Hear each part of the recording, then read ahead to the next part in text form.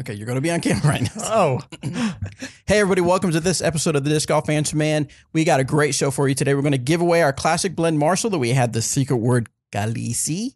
We're going to talk a little bit about the Winter Marksman League. We're going to talk about some of your Instagram replies you had on here and a lot more. And other things. And we have a special guest, Jeremy Rusco. Cue the music.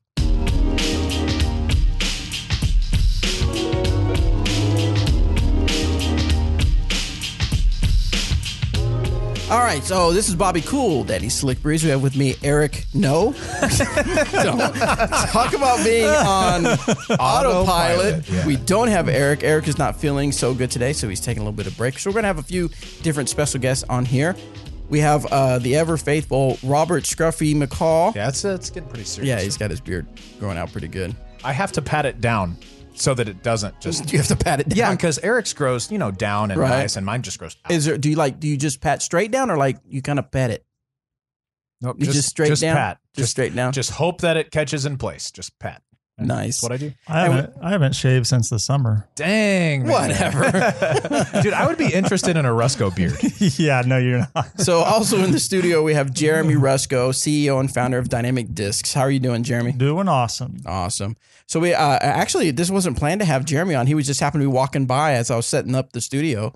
And I said, let's get Jeremy on. And of course, Jeremy's willing to be on and talk to our fans. What a nice I am guy. So honored. It just feels so good to be in the studio. I really thought you were going to say, I am so awesome. Okay, well, fine then, man. So what we'll do is we'll just, we'll tell us real quick, Jeremy, what's going on for you as let's see, it's the end of November. 2017 is almost over. Yeah. We've already been kicking 2018 in high gear as far as planning stuff, but kind of tell us what's going on in the mind of Jeremy Rusco as we end the year. Oh, boy. How much time do we got? Well, We're done. Okay, so no. Thank you for sharing. Yes. Well, it's hard to believe that it is already the end of November. I mean, it's, it seems like you look forward to the holiday for a long time. And then all of a sudden it's just, boom, it's here. And it was an amazing Thanksgiving and Black Friday for the online store. The warehouse was busy getting all the retail stores across the country geared up and stocked up for the holidays. And things have been busy. Big rush. Just got through Cyber Monday, I think, right? It's Tuesday. Yes. And, Finally.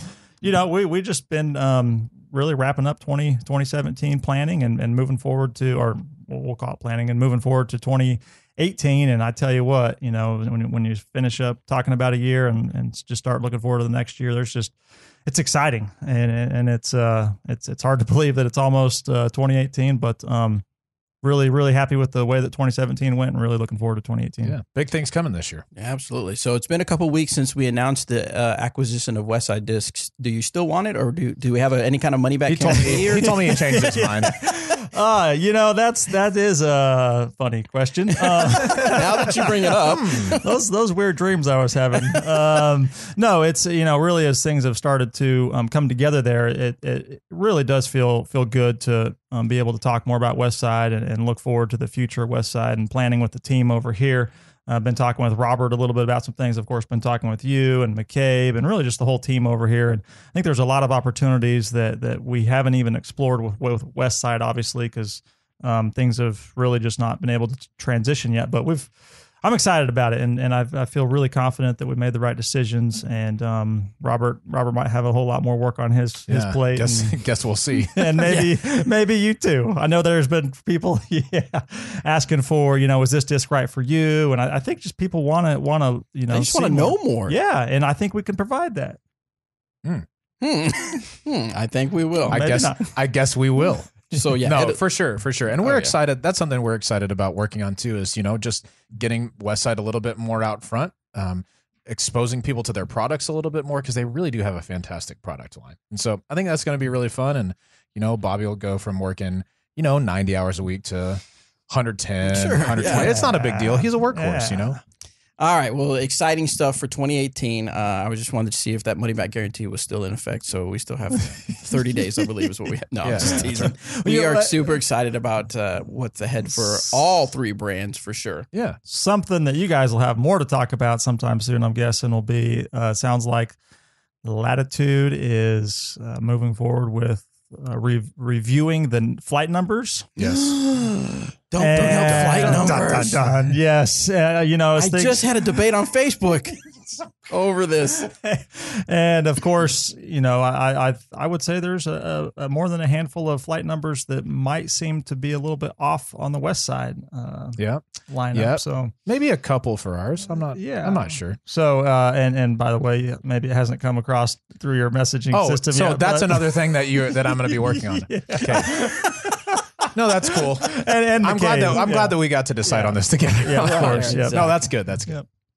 All right, cool. So let's see. That's all we got to catch up on for right now, but we're going to hop into questions. We're going to see if Jeremy Rusco can help us with some of the questions. You willing to do that for us, Jeremy? Oh, yeah, absolutely. Of course. This is an expert disc golfer right here. You guys don't know. He can throw the frisbee. He can throw the frisbee.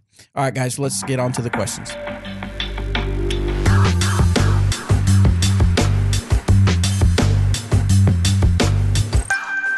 As always, guys, go to discgolfanswerman.com, submit your disc golf question, and we will get it on the air. This first one, we'll do some speak pipe one so we can hear from everybody. This first one is from Nico. It's not Nico because it's Nico, but it's not. Maybe it is Nico. Maybe that could definitely be Nico. Could it be? Oh, yeah. Oh, we'll see. And if I was to guess, I would say it's probably Nico. Probably not, yeah.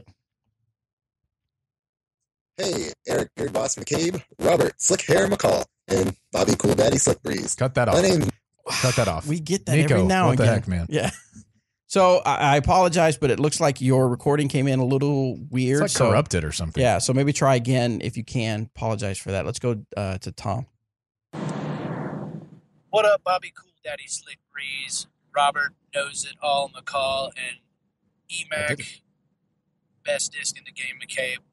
This is Tom from Springdale, Arkansas, and now it's my turn to keep it real for a minute. Uh-oh. I'm glad to see y'all getting these nice blend plastic putters, these deputies, all this cool stuff. Listen, need to shovel a little of that stuff over to West Side and get a hold of some BT medium Swan 1 Reborns. We're dying over here. I know several people that cry every morning when they have to throw a soft or a hard Swan because y'all are hogging up all that blend for those deputies. And I get it. They're a great putter. We love the deputy, but people got to have their Swans, man.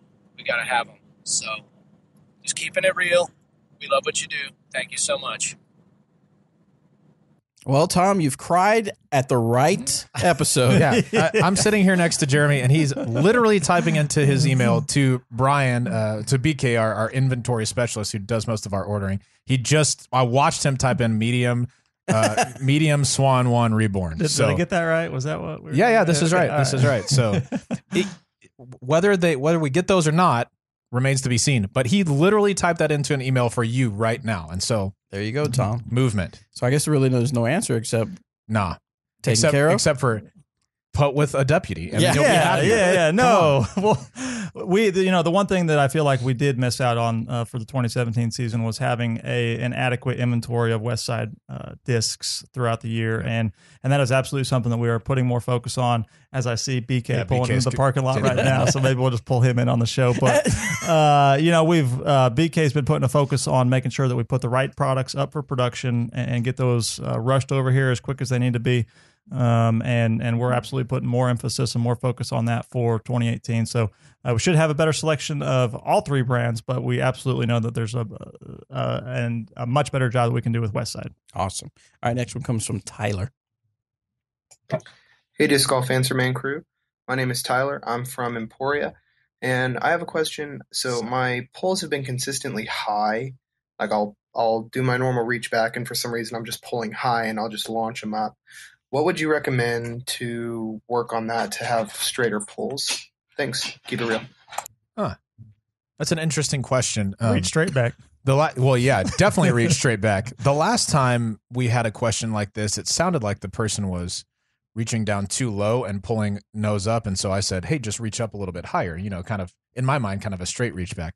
And Danny Lindahl got on the page and was like, no, if you reach up like this, it usually swoops them. And I was like, shut up. So I'm not going to recommend that this time.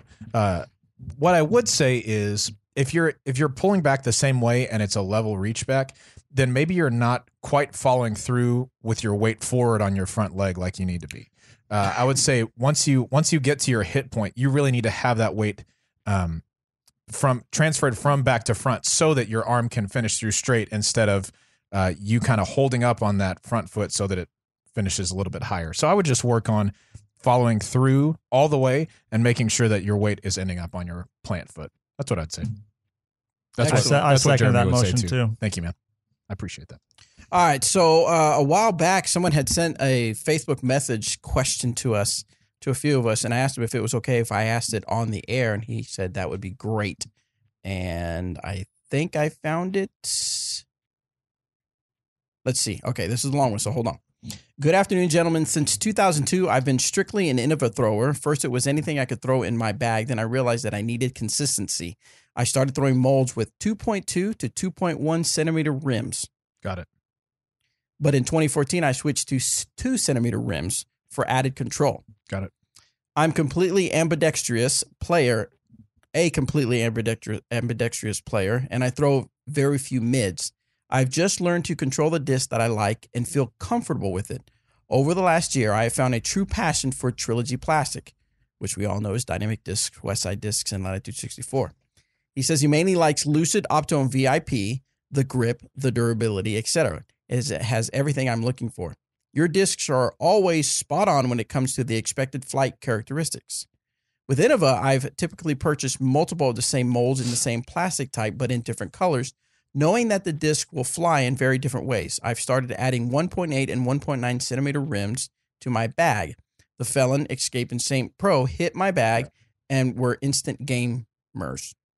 Game changers. Game changer. Well, I would think, but he put gamers. So Instant gamers. I'm able to throw 9-speed discs as far as I'm throwing any high-speed disc, but with better accuracy.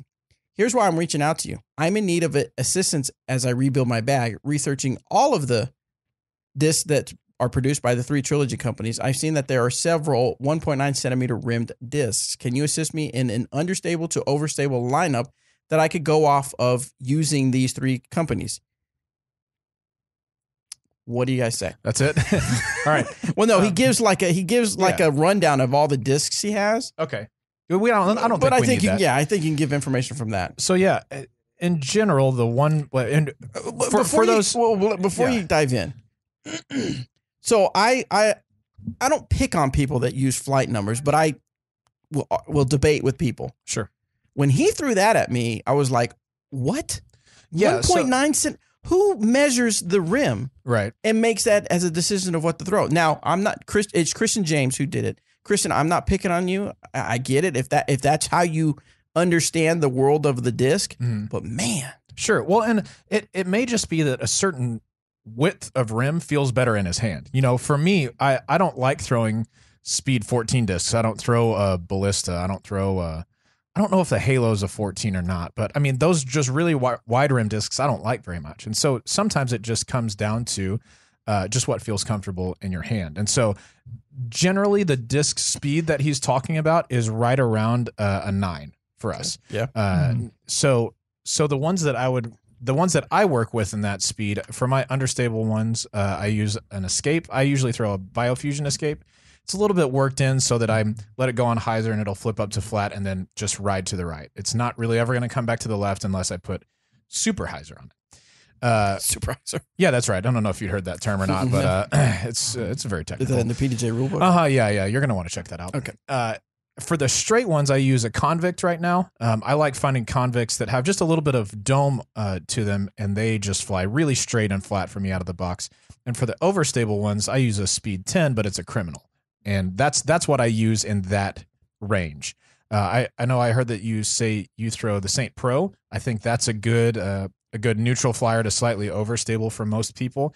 I would say, and this is a smaller rim than those two slightly, but an underrated disc, since we were talking about Westside, is the Stag. If you haven't tried the Stag out, I think you need to. Disregard the flight numbers entirely because flight numbers. But it's a really easy to throw straight flyer. You can put some power on it and it'll move to the right. It's just, I really, really like the Stag for people who are looking for that neutral flyer that isn't going, you don't have to throw it hard to get it to fly straight. Those are the ones I'd recommend. Anything else you'd throw in there? I mean, I like the Felon too for a speed 9 if you don't like the criminal, but I don't know. What do you think? Yeah, I think those are fantastic selections, choices. Don't know if it makes sense to talk about 2018 releases or not, but I think there's a lot to look forward to. Yeah, there's one in there it probably won't replace the Convict for me, but they'll jockey for position in my bag, and that's the Getaway. Yeah. The Getaway is basically an Escape Pro, just a more overstable Escape. The rim feels really similar in the hand. The fade is actually pretty similar too. When an Escape comes back, it just fades pretty gently, and that's kind of how the Getaway is. Just a nice, consistent, but not crazy finish, and a real straight flight with just a baby hint of turn. I think people who like the Escape will find an instant compliment in the Getaway. Absolutely. Yeah. On the Latitude side, the Explorer, I think, is going to be another one that players really like. That's I don't know exactly what the rim width is on that one, but it's a little bit smaller. I would assume it's around 1.8. Yeah, it's probably somewhere in there. Maybe less than that. But and then the Maverick is going to be one if you want on the understable side, but probably still a lot less on the rim width on that one too. Yeah, that's even smaller than the others. Yeah. Excellent. Next one comes from Tyler. Hello, Disc Golf Answer Man crew. I'm working hard on my form, and one thing I've noticed is when I throw my index finger has a hard time reaching the rim using a power grip. My fingers aren't super long, so will usually slip off early and end up throwing with my back 3 fingers. Should I look to change from the power grip? Should I work to force my index finger to stay out? Does it matter if it's comfortable for me? Any help would be awesome. That's an interesting one. I see people throw with 3 fingers. I have gone back and forth on a 3 and 4 finger power grip just because the same thing that was happening to you would happen to me. I'd grab with all 4 underneath, and then when I was getting ready to throw, my pinky would just slip off. And so I was like, I'll just try it with 3 fingers. And I've experimented both ways. I have never experimented with the index finger off. That's an interesting one to me. I think it's important to keep your index finger on because your pinch point, your last point of release, is between your thumb and index finger. Like that's where the point of tension is on the disc. And so once you move that back to this middle finger, now you've taken what was a really small release point and widened it some. And so you're opening yourself to a little bit of inconsistency, I think. I don't know. What do you think? Well, so Drew Gibson, he does 3 fingers, right, but the pinky off. His pinky's off? Mm-hmm. Really? His is pinky off. Yeah, that's right. I think I feel like. Would you be able to see it in a picture? Probably not. No, you'd have to be right up close to it. Grabbing it with the putter is probably not the best way of doing this, but I feel like he's got I don't know. I don't know either. The index off, I think that would throw your consistency. I would absolutely agree with that personally. But so what I would work on is if the power grip doesn't work for you, try a fan grip. You're going to be substantially more successful if you have control over that extra 20 or 30 feet of power that the power grip might get you. Yeah, I know. I used to put when you putt. Even I used to throw that way. Oh, really? But then I decided I wanted to get 50 more feet of distance, and so I put it over there. And now you're smashing it. Not really, but super distance. Absolutely. That's right. That's right. 375. For our audio listeners, what were you talking about? He used to put his finger on the index finger on the edge of the rim, right by the bead. And then once he decided he wanted to get a little bit more distance, and I think this really does take away from your distance potential because now there's even more drag from putting your finger on your index finger on the rim. Yes, because if it's underneath, you've still got that one accurate pinch point. If it's off or even forward, now you're kind of rolling the disc off of that, and I think that just kills your distance potential. Yes, excellent. Next one comes from Brian. Bobby Cool Daddy Slick Breeze. Eric, don't pick me, McCabe. Just kidding. Why would he say don't pick me? I don't know. And Robert Double N McCall. Double N. Double never going to be rated 1,000. Oh, that's cool. I'm just guessing. No, he says double N stands for no nickname. Oh, yeah. So that's well, at least never going to be 1,000 rated. Yeah, at least you took an opportunity to make fun of me too. That's by the way, if you guys are just if you don't know, I don't know if we've ever mentioned this on the show, but now we've mentioned the bet that me and Robert McCall have, where he I don't believe he'll be 1,000. He'll reach 1,000 rating by the end of 2018.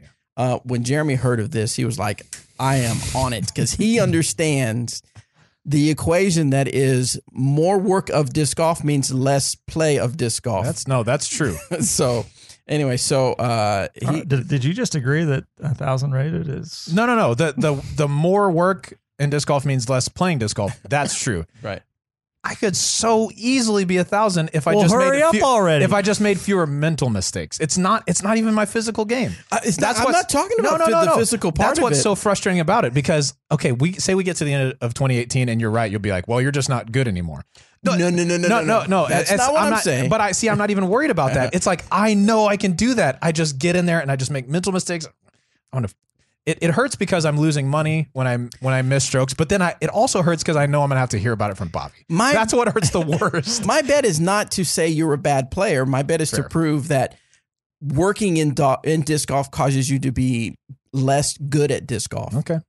Not that we want you to be good. We want you to be good. We want you to be 1,000 when you rated. play, I root you on. Yeah, But then there's that other. sure. There's that other. It's like the devil and the angel. Yeah. The nice guy's like, go, Robert. The other guy's like, miss that putt. You suck. Yeah. Robert would finally have credibility in the disc golf world. Oh my if he was gosh.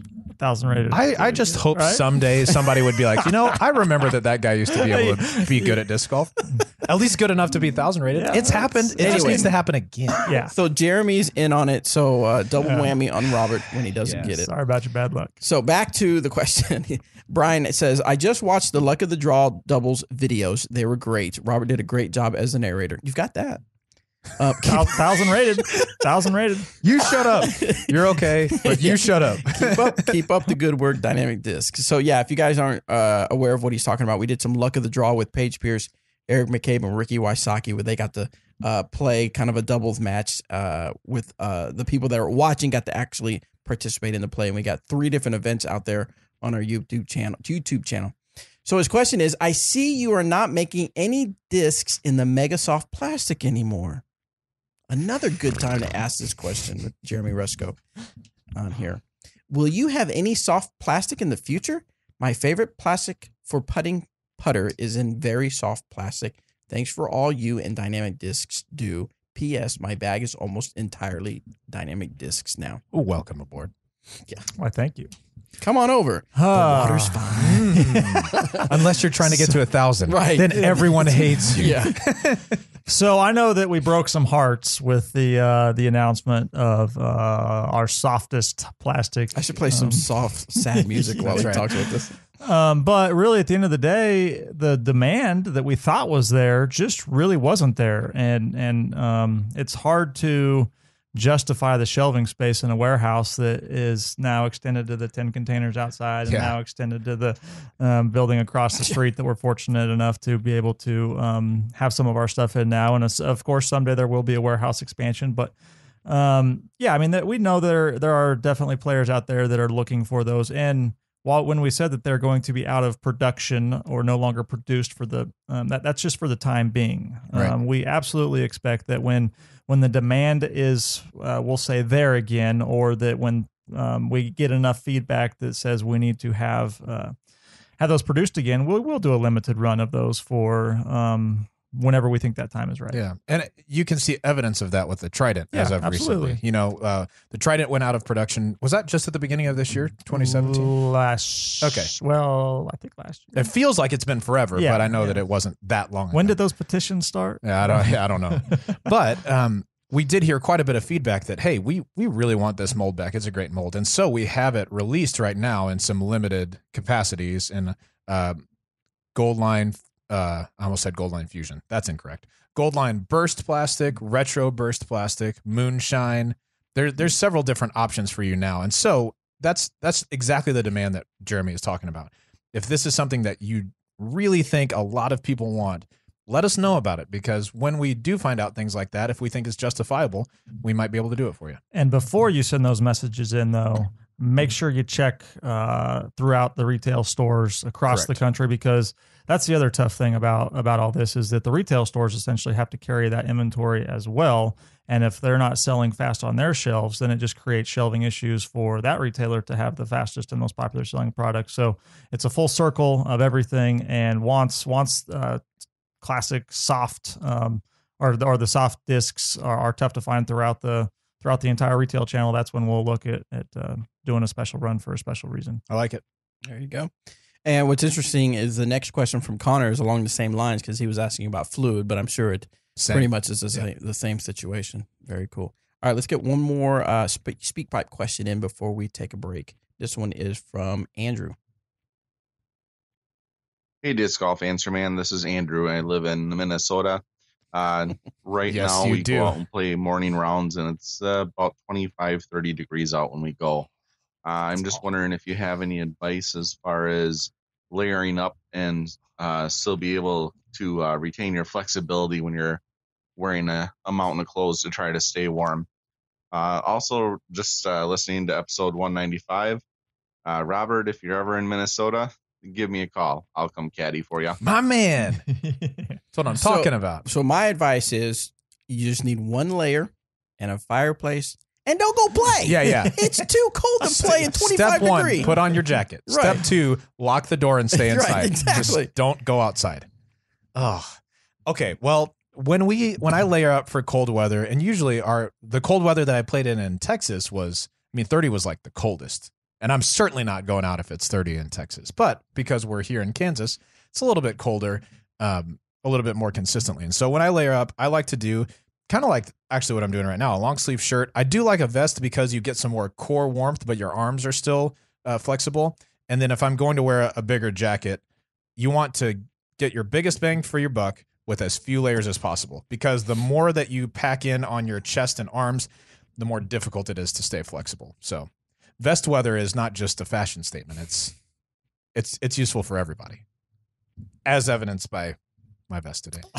Thank you, Austin. Do you have any secrets when you go play in the cold, Jeremy? I just don't go play in the cold. Yeah. Hot hands, more hot hands, and I usually have some Under Armour tights. You know what was amazing? Yes. When we went to what did we go to that was at Maple Hill? Vibram. Was it the Vibram Open? Yeah. And someone gave us those feet warmers. Yeah. Those were lifesavers. Who gave us those? Jason, That was from Southwick, Marshall Marshall Street. Street. Yes. Our shout out to Thank our you good so friends much. over there at Marshall Street. Oh, those were lifesavers. Those were amazing. My feet stayed so warm. Yeah. It was so cozy. Right. My And those are the hands- ones where it goes on the bottom of your sock. You take the adhesive off and it sticks to the bottom of your sock. And yeah, that was fantastic. It was cold outside. It was wet on the ground. And my feet stayed warm for most of the day. I was on my feet and going through the wet a lot more. But for the most part, it was pretty good. The biggest thing that from the Marine Corps, I remember because we would have to go out in the Right. cold and stuff like that.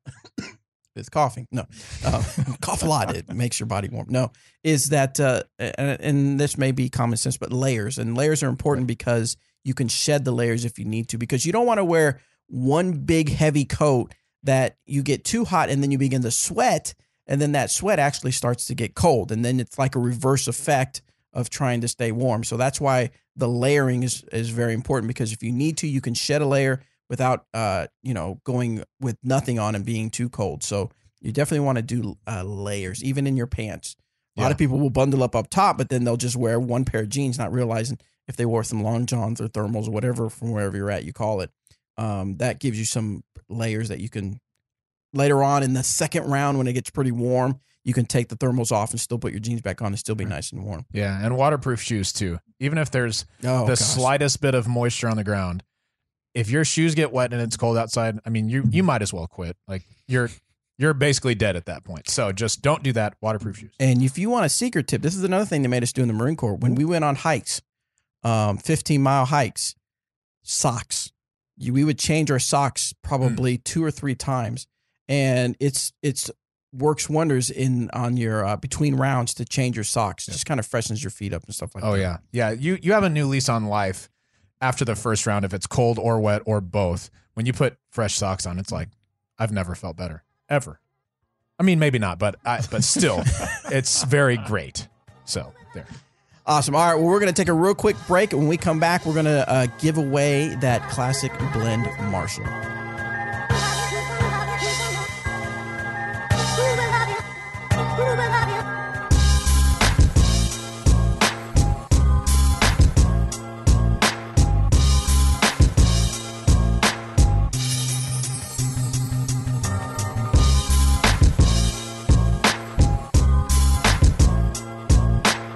All right, we are back. Good stuff from Jeremy Rusco. Thank you again, Jeremy. Of course, he's not here. I'm going to thank the air. But I'll take credit. Yeah, I am thankful for Jeremy hopping on the show and answering a few questions. I know he has a busy schedule, so that was really nice of him to stop by and be on the show. Now we have, for this segment, special guest. Special guest. They have to guess. Yeah, special guest. Anthony. Special guest Anthony. Say your last name. Van den Heuvel. I always get scared when I have to say his name. That's not Van den Heuvel. It's easy, It's man. exactly Van den how it looks. Heuvel. Van den Heuvel. Van den Heuvel. Nailed it. Because where does Musk come from? That, okay.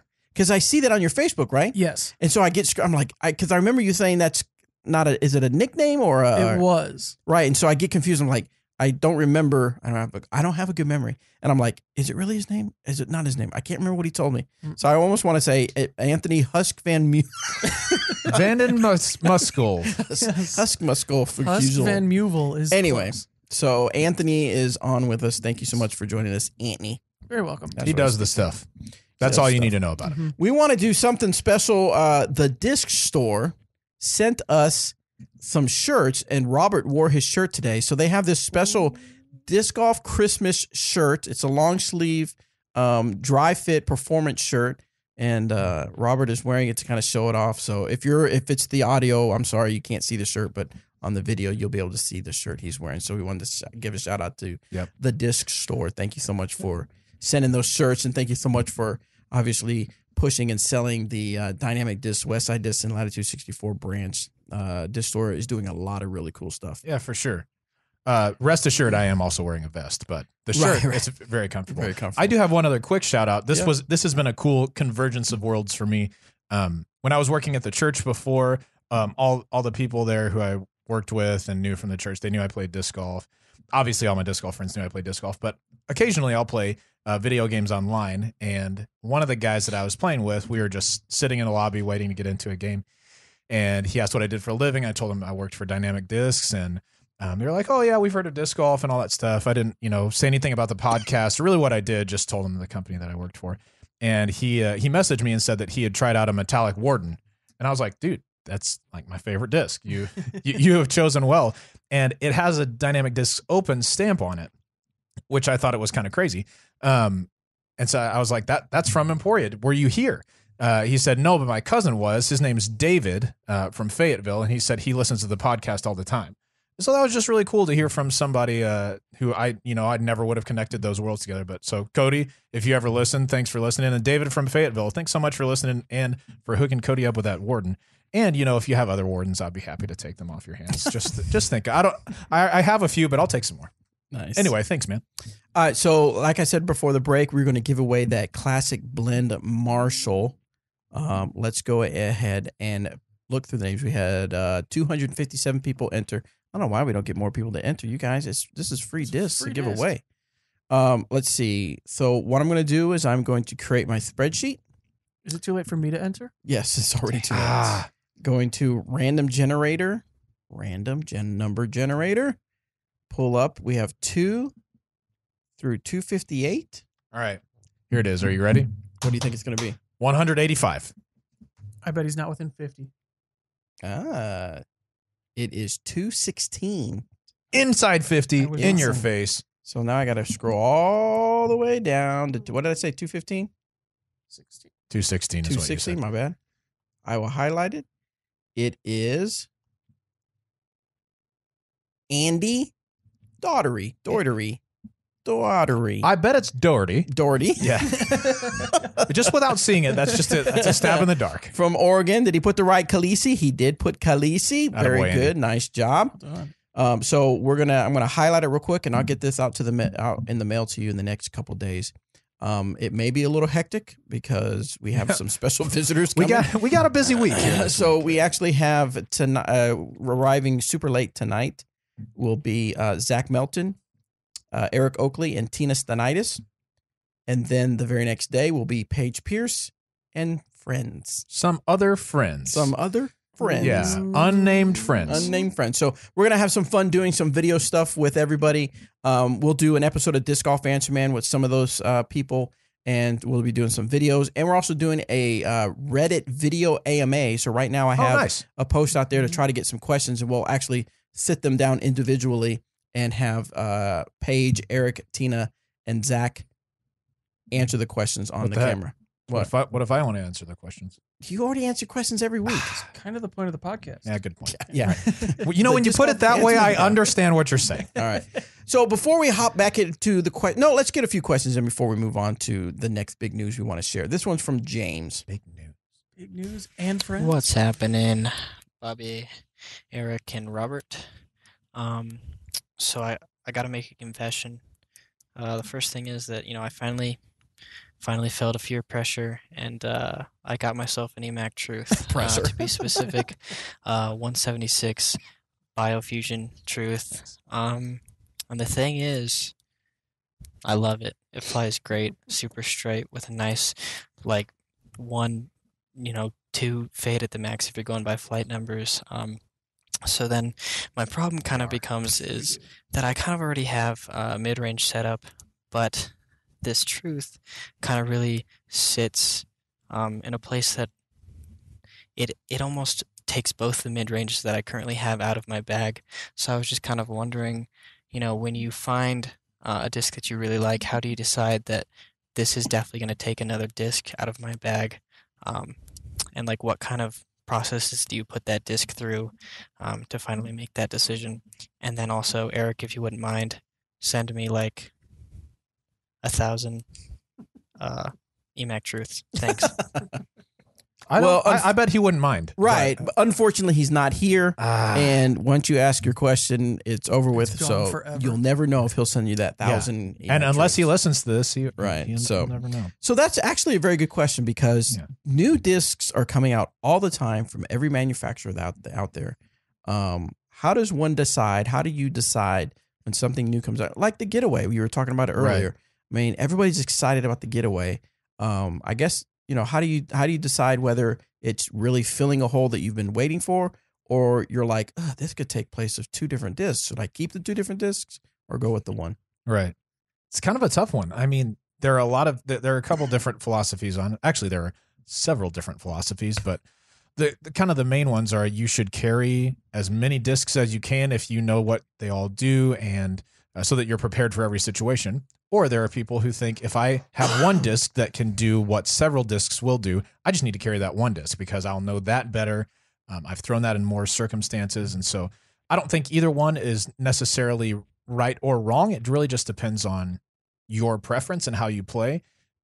If I was going to test it against where I would throw those other 2 molds, if you're looking to have that EMAC Truth replace those other 2 molds, then I would go play a course that you're really, really super familiar with. And instead of throwing those 2, take those out of your bag and only put in the EMAC Truth and just see if you still feel comfortable with it, because you can throw it in a field all you want to, and you'll get a similar flight, everything like that. But where it really counts is on the course, when you're throwing lines that you need to throw, when you're counting on the stability that you need it to be.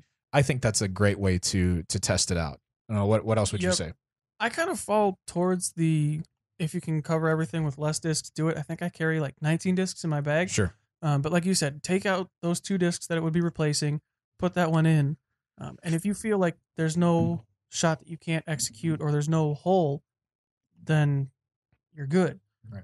But if one of them that you're trying to replace is like a Justice and you're just finding, it's not cutting it, well, then maybe put that one back in and take out the other one. But yeah, like you said, there's 2 different ways you could do it. Either keep all of them or take them out. I like to take them out. Yeah. It's less work for you while you're walking. Yeah, no walking doubt. down the fairways and stuff. No doubt about that. One thing that I like to do when you're working through molds and stuff like this is just confidence. The more that you throw that disc, if you become more confident that you can rely on that, I want to throw the disc that I have the most confidence in. It could be a great disc. Everybody could throw it really well. But if it's not going to work for me, I don't want to throw that disc. Mm-hmm. And so if I'm confident in it, I will replace other discs with that one because I feel like when I hold it in my hand, I'm going to throw a good shot. And that takes care of the mental side. And I like that a lot. I got a question for you, Robert. Go. Uh-oh, here it goes. How do you go about adding a disc to your bag? Do you go out on the course and say, man, I just don't have anything for whatever this shot is? Or do you say, okay, the Getaway is coming out, I got to try it, and then you really like it? Do you say, okay, Now I'm going to test it against my Convict, or do you say, man, Sure. the Convict just doesn't fade hard enough? I need something a little bit more stable. Yeah, good question. If it's new releases or just a different disc of one that I already carry in the bag, if I want to know what it's like, the absolute first thing I'll do is go out in the field and throw it. I want to know, in an unadulterated setting, what will this disc do, right? And so I'll go test that. And if I like it, then I'll take it out to the course and usually throw, say if it's something like the Getaway, I'll throw the Getaway on a shot. I would always throw the Convict on, throw both, and just see which one I prefer. And if that new disc doesn't just straight out beat the other disc for me, then I'm keeping the other disc because it's one I already know. How long do you give it? Do you take maybe a week or yeah, is it within a couple throws? Several rounds. I mean, I carry a cart now because I'm getting old. My knees are definitely getting old, like older and older every day. So I can carry a few extra discs, and so I'll keep that in my cart for a week, 2 weeks, however many rounds I feel like I need to test it out. And as long as I'm getting those consistent, like, this is interesting, then I'll keep it in there. Once it betrays me once and I know I didn't throw a bad shot, if I hit the line I wanted and it just didn't do what I wanted it to, then it's out. But if it doesn't do that, then keep thinking about it. Okay. So that'll be the process for the Getaway and the Maverick this next year. Well, the Maverick is easy. Yeah. Because it should already be in your bag. Yeah. I just don't know if I'll keep an Escape in there or not. Because they're different speed ranges and honestly different kind of flight shapes, but they're close enough that at least the ones that I throw, that How about you go with Escape and I'll take the Mavericks? you just And we keep can all just- that? Okay, yep. deal. Good. Sounds good. Sweet. All right, next one comes from Joey. Bobby, Cool Daddy, Slick Breeze, Robert, Slick Breeze McCall, and Eric, Redhead McCabe. Yeah, okay. So, guys, Appropriate. my question today is basically about the spectators packs for GBO, and will it basically have the same stuff as the players pack? I'm currently 107 on the wait list for regular GBO. PayPal sucks. So I was wondering if basically what exactly will be in the spectators packs and everything. Because I know last year the players packs for GBO had the commander bag, and was just wondering if spectators packs get similar things. Thanks. Keep playing. Keep it real. Goodbye. Thank you. All right, Joey. So we actually got some really good news for you, but we'll segue into that here in a minute. He teed that up perfect. Yeah, no kidding. Here you go, bud. Yeah, exactly. So what will the spectator pack have? We don't know. I know. Yes, but we can't tell. Anthony, no, we don't know. No, we don't know. But I right now, actually I'm get to pick. Anthony man. gets a pick. No Mavericks. they're all yours. They're all mine. Doug works really hard to make sure that stuff like that is really awesome, and he'll do it again this year. Some of the stuff, the reason we don't know everything that's in it is because some of the stuff we have to negotiate. Right. We have to figure out, can we do this? Can it be done? Can we have this many in a certain time period? Things like that. So right now, I'm sure Doug has a list of things that he's going to put in the players pack and the spectator pack. I will tell you that the spectator pack, although it will be nice, it is not going to be as nice as the actual players pack because there is that separation. I mean, for player, you get in. If you're not a player, you get to spectate. You still get some cool stuff. And usually an exclusive item too. Right. Like Moonshine Slammers were only available through the spectators pack. Right. So it's just an incentive. And the idea behind it was if you didn't get in, but you still want to take part of the week-long GBO or however many days you can come here, you can actually have more incentive to come out here, and that's a spectator pack. But keep in mind, if you don't make it in the event, you still have the opportunity to play, 11 sanctioned events if you're here from day one to the last day. I think there are 11 total sanctioned events you can play. So even if you don't make it in GBO, you could still get 10 sanctioned rounds. That's while you're here. So I mean, just all kinds of stuff going on. So yeah. Sorry we couldn't tell you more about it, but I think it'll be well worth it if you can make it out as a spectator. Now, but wait, Hang on. There's more. What? I'm going to say this. Yeah. I'm going to try and do this even better. The one thing that I'm pretty sure will be in there, which was probably the biggest benefit of the spectator pass last year, was the early registration for Oh GBO yeah, good call. the year after. Do you think he'll do it again? That would be the biggest reason I would have signed up for it last year. Is if That's I missed true. the event, make sure I want to get in it the next year. So, Bobby, And those So, can only be silver picked up platter. on site, by the way. Spectator packs can only be Yes. picked up here. We won't mail them out. They're not mail. They're not, you have to. And you can't. You can't be a player and say I'm picking up for my girlfriend. First of all, you probably don't have. A Yeah, girlfriend. you are definitely single. But Yeah. second, no, you cannot pick it up for your girlfriend. So this is some exciting news I have to share. And if you have, by the time this is released and you watched our Facebook Live video last night, which even if you didn't watch it, go back and watch the replay of it because you might get some good information. We're going to do something great. Well, I'm trying to build up to it. better than great. So we know that GBO is super popular. Yes. We love having everybody come here. And for the most part, everybody has a good time. I'm sure there's some people, those negative Nancy's, Anthony. that It's that true. So negative. I get it. It's not none of everything you thought it was going to be, but for the most part, people love the GBO experience. And we understand. We try to do things to try to help with the onslaught of people joining and trying to sign in. But every time we come up with an idea, we think of, well, that'll make this person mad or this group mad or this division mad. So it is what it is. But we wanted to try hard to make sure that we could open it up because we have nearly 500 people on the 500 people On the wait list. on the wait list that want to play. Yeah.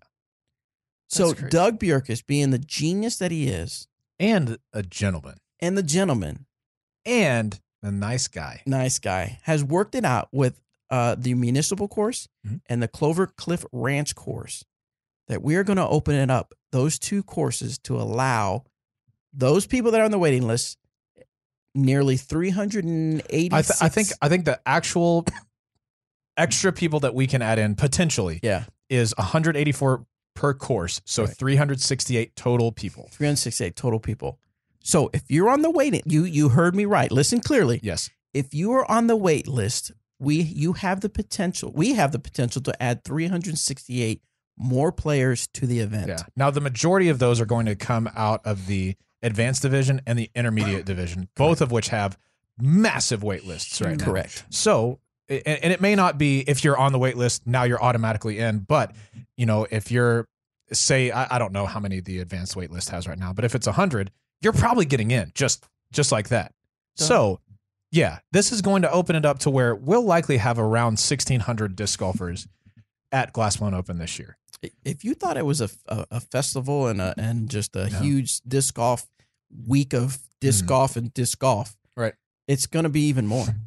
Yeah, and what I think people need to understand is when you live in a town of 25 or 30,000 people, 1,600 extra people come in, you really feel that. Like that's Oh yeah. I mean that's a chunk of the town, and so it's really really a great environment that we just love having everybody here. We love them patronizing our restaurants and our hotels and everything like that. And Emporia loves it, and we thrive on it, and so we always want to make it better for people who are coming. So here's the details that I have. Doug sent me an email of what we're going to talk about tonight, which has already happened by the time you listen to this. We're adding 2 more pools H and I. So he already has some changes that will reflect after tonight on the GBO app and on the GBO website of how the pools will shift around a little bit. And I would imagine changes of your course assignment. Now, before you get mad, remember, we always tell you, we even put it on the website, these are always subject to change because you never know. Even by the time from now until GBO, something else could change because enough people in a small division will drop out to where we've got to shift things around to make it fair for everybody and make it PDJ legal. Let's see. So Clover Cliff Ranch is the new course. Obviously, yes, we will make a course preview for that. In fact, Anthony and I have been discussing maybe a new way of doing the course preview for 2018 GBO, but we're going to do that. Municipal, we have always used the back 9, the front 9 twice as big, room for 2 championship 18-hole courses. So this is my notes that he got. Hopefully I didn't get in trouble. Maybe I was supposed to read that whole thing, but You're in trouble. I'm in trouble. So anyway, we're using the municipal course and the Clover Cliff Ranch course. So that is, guys, you don't understand how. Hopefully you understand the magnitude of this. That we are able to add 300, potentially 368 people to the event. I would imagine that we're gonna have a lot of happy people. How will you find out? I would assume that just like before, Yeah. your name is on the list. You've already paid. You'll get an email that says you've made it, because that's how it works anyway. That's the one time I got on a wait list was at Worlds 2016. It was also through Disc Golf Scene, which is where we house our registration. Right. And I got an email, you're this number on the wait list. Once I got in, automated email, congratulations, you're into the event. Yeah, so you just need to watch your email that you registered with. Correct. And that's how you know. Now, if you have any questions, don't send it to us. Don't send it to Dynamic Disc Facebook page. Send it to events@dynamicdiscs.com or the Glassbone Open Facebook page, because we've got people watching that page and people watching that email address for specific questions about the Glassbone Open. Events, EVENTS @Dynamic Discs. Make sure you get that last S at the end of discs.com. It hasn't happened a lot, but it used to happen a lot. We get people Dynamic really Disc. mad at us because they dropped that last S because they don't realize there's an S in there. So make sure you do that. So super exciting news, guys. It's going to be great. Yeah, it's going to be really cool. Do we know what the record for the biggest event was before? I Isn't it don't. like 1,300 or something. That sounds right. Yeah. So we're 300 more than that. Potentially. I think so. Potentially, yeah. That's ridiculous. It will, no matter if it sets a record or doesn't, it will be a massive event. You do not want to miss it. Do not miss it. Good stuff. All right, let's get some questions in. Don't. This one's from Wesley. But do it. What's up, Disc Golf Answer Man crew? It's Wesley Wilson from West Memphis, Arkansas. Sorry for all the W's. Sweet alliteration. Bro. So I have a question. Pretty excited. Been playing disc golf about 2.5 years. Me and my dad started at the same time, and we've been playing C-tier tournaments all year. I've been a PDGA member all year, and got on Team Trilogy this summer. My dad just got on this month, and we're just super pumped because we both made the cut. We got registered in time for the Glassbone Open, that we're not on the waiting list, and we're really excited about it. So I have a question concerning the Glassbone Open and what I need to bring with me. So for reference, didn't I just tell people to email event? No, what the heck, Wesley? Listen to the show before we release it. I'm kidding. Here we go, Wesley. I can get a sheriff to hyzer flip to about 590 feet on the internet. On the internet. Okay. But seriously, are the courses going to be cart friendly? Because I just sold my Octothorpe, bought a Soldier cooler bag, built a PVC frame, and slapped that Mamma Jamma in a Zuka backpack cart. And I'm really hoping I'll be able to bring my baby with me. So I appreciate all you guys do on the podcast, and I anticipate anxiously your answer. Thank you. I like Wesley. That's a good question there. And quick answer, yes, Wesley. Our carts are course friendly. Our courses are very cart friendly. I don't, other than maybe a place or two on Jones East where I have to pick it up over just a little ditch or something like that. For the most part, I use a cart all the time here. And I've been thinking about doing the Soldier bag and the PVC. So I don't know. I'm a little jealous that you've already done it. Go ahead. I was just gonna say there's a couple spots I can think of at Cottonwood or Chase County that you have to carry a minute, but it's like 20 feet. Yeah, and I still use my cart there. Yeah, for sure. I haven't played Clovercliff yet, so I'm not sure about that one. But I have to assume if you come here with a cart, you're not going to play such a rugged course that you're just dead at the end because you had to carry it all over the place. Mm-hmm. All right, next one comes from Ray. I've been working on improving my form recently and have taken to the field to record my throws.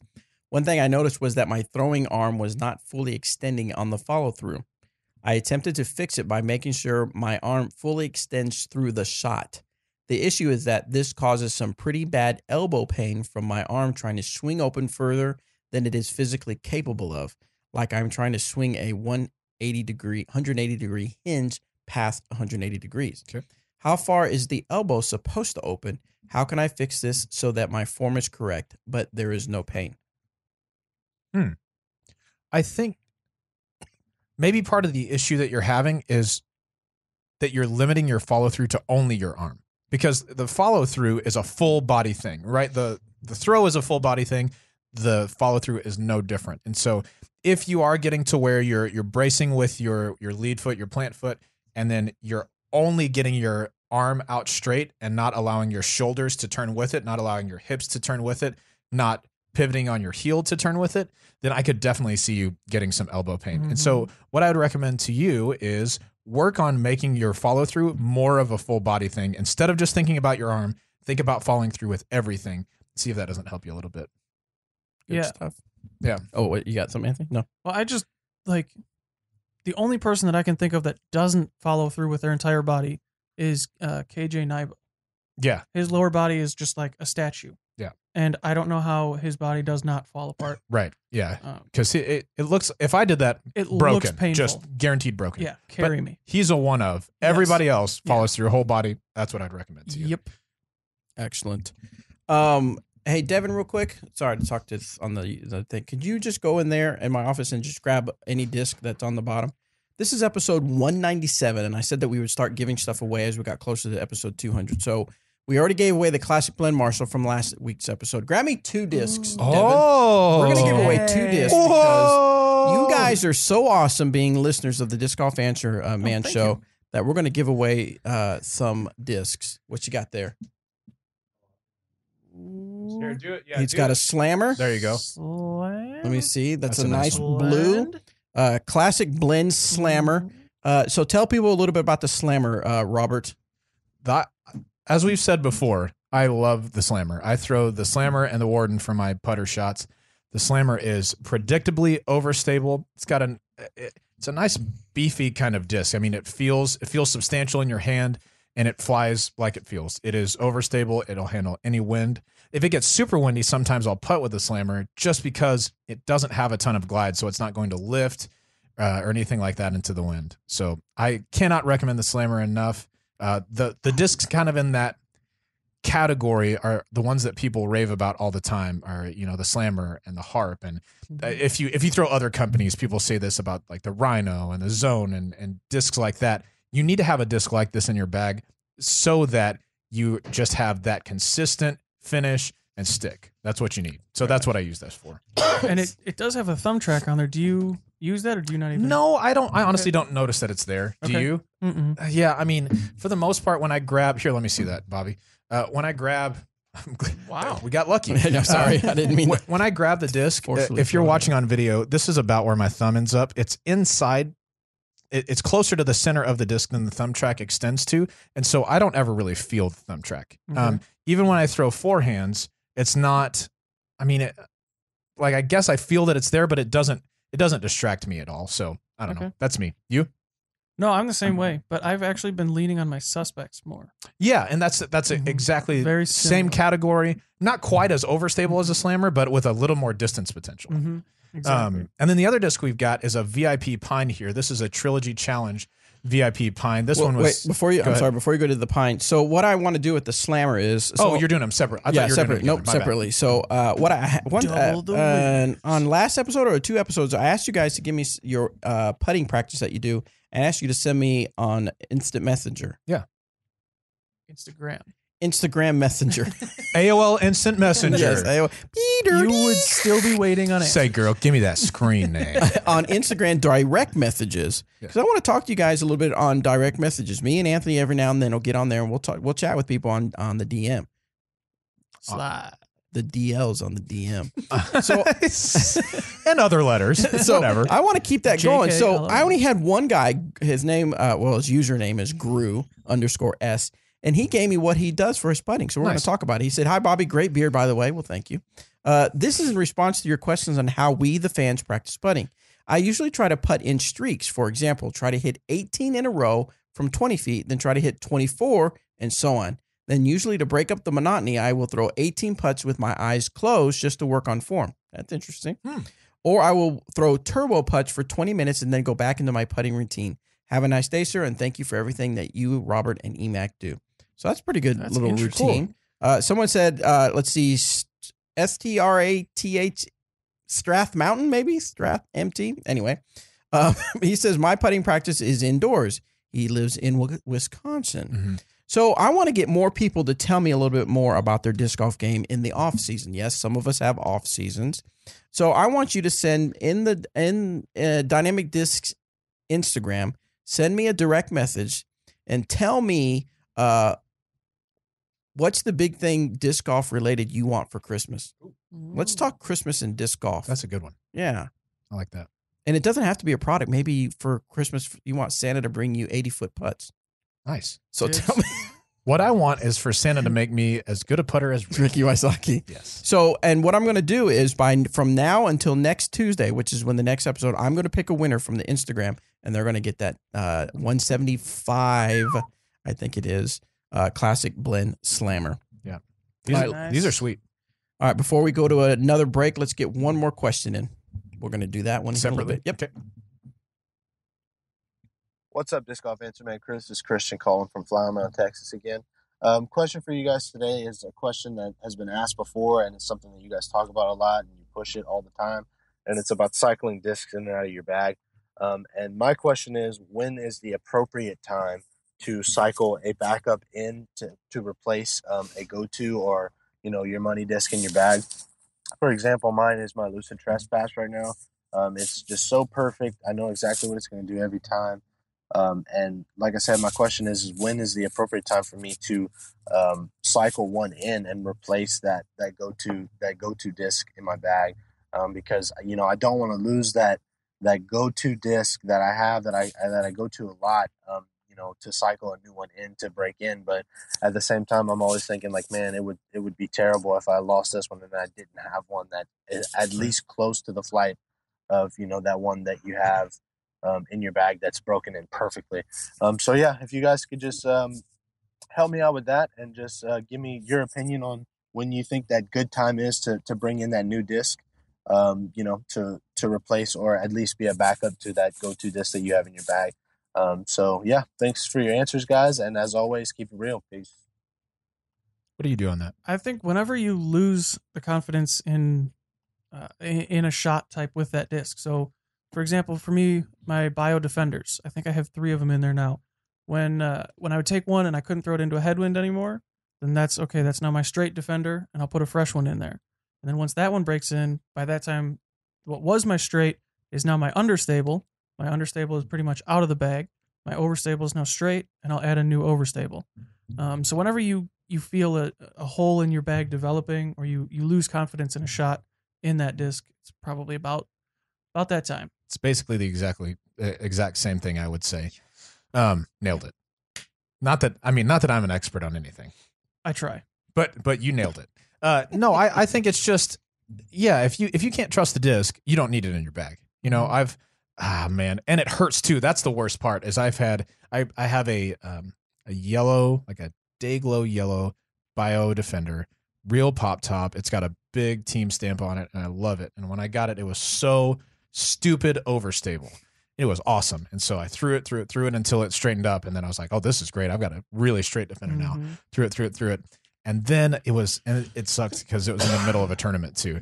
It just turned on me just that one time, and I was like, I don't trust you anymore. Never again. You know what? We've been committed to one another for a while, and now you're talking to other frisbees. Isn't it weird how they'll do that too? It'll be good for a year, yes. 2 years, and then one shot, and that's the one you remember. And that's like, well, now I need to put another one in. Yep. And so it's unfortunate, but that's how it goes. I think to work on cycling them in, I would just make that a part of my practice schedule. So if I know that I'm going to have like that Defender was starting to get a little understable, but it hadn't betrayed me yet. If I know that, I'm going to I'll put a new overstable Defender in the bag just to be ready. Mm-hmm. And then once it does turn too much, then we just kind of cycle them down. So it's hard, but it's life. Excellent. Thank you so much, Robert. We're going to take another break, and when we come back, we'll see if Robert can make up a quick tip because I forgot to ask him. No, I got one. Oh, you got one? Yeah, I'm way ahead. You're way ahead. So but it's usually that's only this week. Most of the time, you do have to remind. I'm just picking on you, but we'll come back with Robert McCall's quick tip, and then we'll tell you how you can win our next. Of course, you already gave it away, didn't you? Not this one. The West. Did you already say? Yeah, I the West Side Disc Pine. Yeah, Trilogy Challenge stamp. We're going to give that away. We'll let you know right after the break.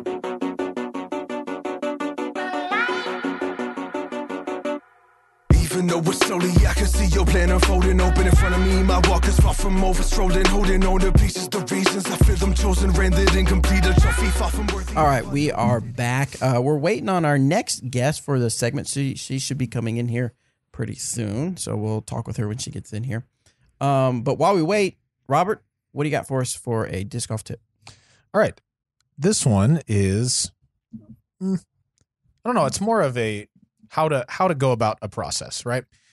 Because a lot of the questions that we get from time to time are people who wonder, all right, how should I putt? Should I putt as a spin putter? Should I learn a pitch putt or a push putt? Should I be a straddle putter? However, a bunch of people ask about that all the time, and you see a lot of different pros putting with different styles. And I think the answer to that, because we do hear this question a lot, the answer to that is you need to figure out what works best for you, and you need to understand the risks associated with each style of putting. So if you're a spin putter, you'll likely be able to make putts from a longer distance.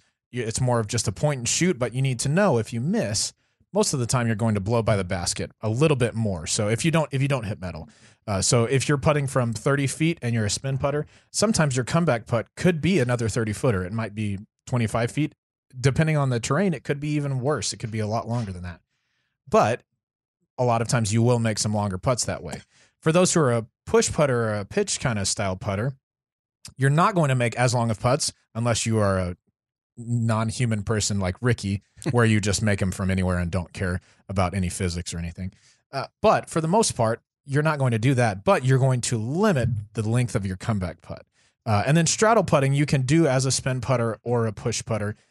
It's really, honestly, what it comes down to is personal preference. For me, the reason that I switched to kind of a hybrid style where I was putting mostly just push before, pretty straight arm, and then just lofting the putter up high. And the reason that I switched from that is I wanted to make more putts at just a slightly longer range, because 30, 35 footers were about as far as I felt like I could do that without really having to crush it or throw the putter too high. So when you're deciding on a putting style, you need to figure out what feels more comfortable to you, and then don't do it because it's what somebody else does. Don't try to putt like Ricky nose down. Don't try to putt nose down because Ricky putts nose down. Because, like I said, his technique is different than everybody else's. Don't try to putt like Eric McCabe because you like Eric. Eric's wrist is super duper good and really accurate, and not everybody can spin putt like that. So what you need to do is just figure out the style that's going to work best for you. And once you have that and you know the consequences of missing and making those, then just drill it over and over and over until that's second nature, where you don't have to think about your putting style. You just walk up and you putt. So quick tip of the week, when you are thinking and working on your putting style, you need to find out what works best for you, understanding what the problems are going to be as well as the advantages. And then once you've decided, just practice as much as you possibly can. Excellent. Thank you so much, Robert. All right, so we have Denise Cameron. Now she's in studio. We're going to let her come on over and slide on behind Robert. Come on. Have her sit down. Denise Cameron, as you guys know, is on Team Latitude 64. She's also our apparel buyer here at Dynamic Discs. And she is also dating Mr. Eric McCabe. Oh, I didn't know that. Wow, you guys. When did that happen? Congratulations. That's not true. I did know. Anyway, so how was your vacation, your holiday getaway? It was good. You went all the way up to New York where there was no snow or anything like that, which was nice. There was a little bit of snow. I know. It was nice and warm. But it was only a little. It was like 60s a lot of the days. Oh, really? Yeah. Nice. That's nice. We got to And play then a little I saw some snaps of you guys in some kind of indoor putting league or something like that. Yeah. How did that go? It was really fun. You had a huge yes. putt or what? Or that throw-in. The throw-in at that the was end. How far was that? About 400. I think it's 90 feet. 90 feet. That's what it used to be. It's kind of cool because my brother and I actually started that putting league 5 years ago or 6 years ago when I lived there. Really? And it switched around to, I think they used the same location for a few years, and then that place wasn't available this year, so that warehouse is a new location. And that one long shot, I'm not sure if they may have made it a little longer. Yeah. It looked really long to me. It looked over shorter, 100 to but me. it used to be 90. Yeah, but to do it while like someone's catching you on Snapchat, like I was like watching, I was like, oh, go! I was like, yeah. So anyway, unfortunately, cool. I didn't make any of those during the actual round when they counted for points. It was just at the end. that one, yeah. huh? Well, at the end, they like grouped all the baskets together. Like there's 4 in a row there, and that's when everybody kind of went and took their 3 shots at it. That's cool. Well, it was fun though. That's what was caught on tape, so that's what we're going to count. The other ones we don't. That's right. Yeah, Who cares? If it's not on video, it didn't happen. Well, even the bad I stuff. proved I could do it, so that's all that matters. Yeah, that was awesome. cool. So Denise is going to join us for our last segment here as we answer your questions. Let's jump back into the questions. This one's from Jason. Hello, this is Jason. I live in Asheville, North Carolina. You need to come down and play Richmond Hill. It's a pretty tough course, lots of trees, elevation, fun stuff. I've been playing disc golf since the 80s. I am 47. I am less limber now and find that when I really get behind the throw, I am erratic with my release point. Should I try to figure out my release by throwing standing still or with a run up? And also, are there any stretches that help with throwing? Well, real quick for the stretches, I don't know any specific ones. Mm-hmm. I know that there's some stretches you can do. I like Disc Golf Strong. Seth Muncie likes to call them the halos, where you're not going to be able to see this on the audio, but on the video, you take a putter or whatever you want to take, and you twist around your head with the disc in your hand, and it's kind of loosening up your shoulders. Now, I don't know if that helps what he's doing, but for that part of the question, I highly recommend going on Facebook. He has a group that he started called Disc Golf Strong, and you'll be able to watch a lot of videos, good knowledge that he has, and he's very open to answering questions on the physical strength and conditioning of disc golf. So that I would recommend. But right, and Seth's a personal trainer and owned a gym, and so he knows what he's talking about. Oh yeah, yeah. He knows the stuff. And he was like, what is it called? Cum laude, summa. What is it? Mm-hmm. Summa. He did really good in school. Okay, there we go. Yeah, I think that's what they call it. Yeah. Summa cum laude. Or, I don't know. Yeah. Bachelors of whatever. Yeah. Did really good in school. That's what it says on there. Did better than a lot of other people. Yeah. I think that's what it so is. you guys are dumb. Okay. So when you're talking about learning to throw from a standstill or learning to throw with a run up, I think the most important thing you can do is learn to throw from a standstill. If you can do your basics from a standstill, then you can introduce a run up to that.